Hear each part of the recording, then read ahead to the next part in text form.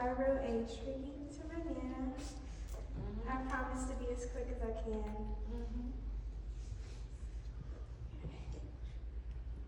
4 hours of anticipation, riding alongside my dad. As we turned the corner of Pinto Drive, I began grinning from ear to ear. We're almost here, I thought. I jumped out of the car and knocked at the door, cheekbones all high and sore. Tickled at how she'll react, I take 2 steps back in preparation. The door swings open. She snatches me up and swings me side to side in her arms, greeting me better than every time before. No one gives hugs like Nana. Her hugs were always tight and firm, leaving no room to breathe. Tight like the grip she had on my ponytail with blue magic in one hand and a bristle brush in the other. The sweet smell of vanilla lavender fills my nose as I step into Nana's house. Freedom at last.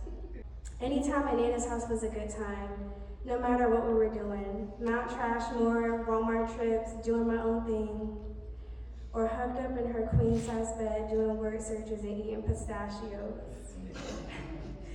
Getting ready for the day, I'd watch her like clockwork, brushing on her finishing powder, her makeup in the bathroom.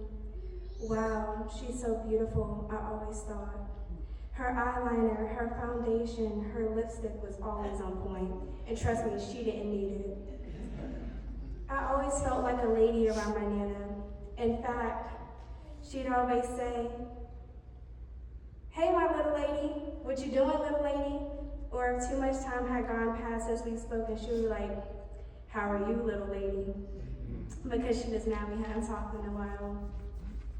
Her fragrance smelled like yours truly. If it was one thing about my Nana, she was bougie. And rightfully so.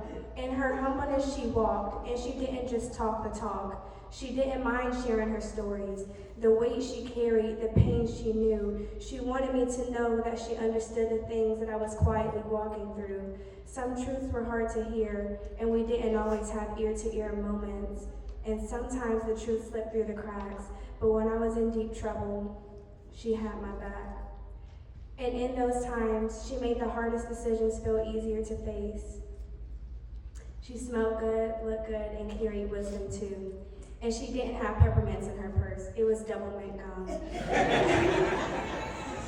And that gum helped me over through all the shopping sprees in the department stores. My Nana was spicy, both literally and figuratively. She loved spicy. She's loud, bold, and lively, and this explains the originality of my family. I used to be so entertained watching Nana go back and forth with people because even when Nana wasn't right, she sounded right. That was until I was the one arguing with her. Then I was stressed out. Hey, Nana! It wasn't always that she wanted to be right, but to be understood. My Nana cleaned a clean house, and then some. Perfection isn't the word. I remember one night she spent hours brushing my hair into a bun for church. And I said, "Nana, it doesn't have to be perfect." And she said, "Oh, yes, it does." The next morning, I was chasing Chi-Chi, my Nana's dog, around before church, and my hair came right on out that bun. I was so scared to show Nana, and rightfully so. That was the first and last time she spanked me. But later the roles reversed, and I was the one brushing her hair into a bun, trying to make it perfect, and did. She gave teacher. Her favorite color was purple. No wonder the life that she built reflected royalty. Nana made me feel seen, understood, and heard. She normalized conversations that were often hard and uncomfortable to talk about, especially as an adolescent. She never pressured me about life, she just wanted updates. She had a balance, a love of understanding, and words of wisdom to keep you going. As I got older, she made serious talks funny, not because she was trying to be, but because her personality and expressions made it that. I was silly on purpose with her because her reactions were always the funniest. She never shut me down unless it was serious. When I touched down in Virginia 2 years ago, my Nana and I did adulting together. And that trip to Food Lion was a mess. This guy was flirting and she said, "Not my grandbaby." She made my spirit laugh. And I even asked Nana to help me post on Instagram because she would always keep it real with me. Nana gave credit where it was due. My love for wigs and different styles started with my Nana. My love for womanhood started with my Nana. My dreams and passions, Nana.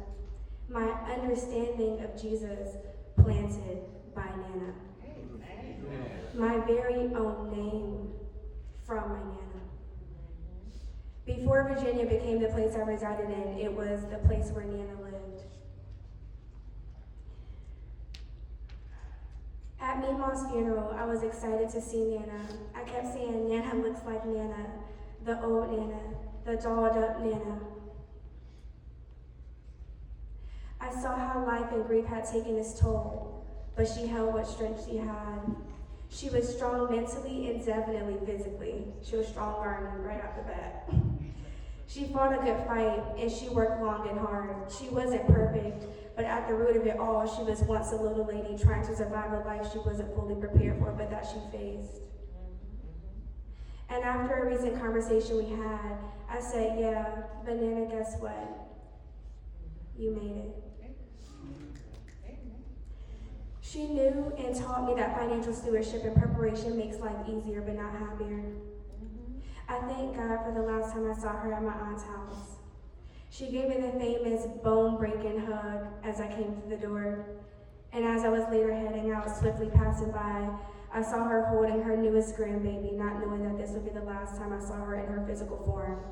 But her legacy lives on. Her granddaughters and her one grandson will carry that legacy forward. They say once you lose something or someone, you appreciate them more. And with that, I say I never realized how much my name defined my life until now. As for me, this declaration is to you, Nana, your eldest granddaughter. I will carry that torch. I will walk out the passion you held in your heart that you never got to fulfill. I will pour into the people in the world who need love and nurturing the gift that you blessed me with, Nana. The fire in you to speak, the passion in you to teach, the light in you to love in spite of. Nana, you are the family. You left a mark on all of us. I love you, I'll miss you, and the torch you started will flame on until the next lifetime.